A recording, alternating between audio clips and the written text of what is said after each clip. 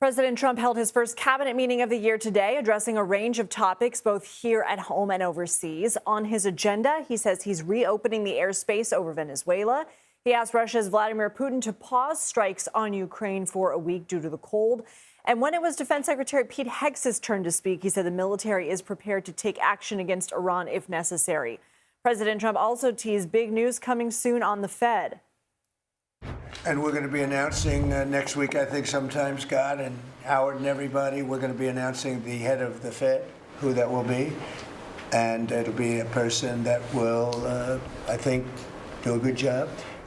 CBS News White House reporter Olivia Rinaldi joins me now. So this is all coming, really he's been teasing this for a while now, but what else has he said about the Fed's future?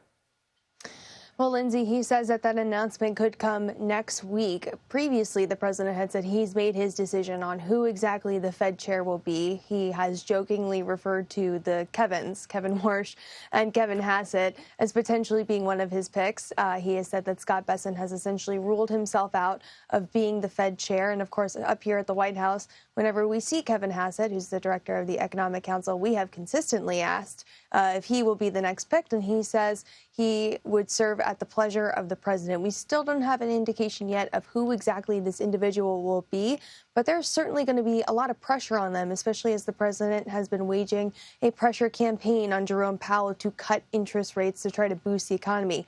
They did not do that this week. The president was pretty upset about that, and he put that on Truth Social numerous times. So the next incoming Fed chair has a tall task, and that is essentially, if they are approved by this president, meaning they perhaps are approving his agenda of cutting interest rates, which would certainly have an impact on the economy. But we should remember the Fed chair is one vote. There is still the rest of the board. Yes. All right. Usually these meetings, they're pretty long. The president made some waves when he spoke about these meetings recently and how long they are and boring to him.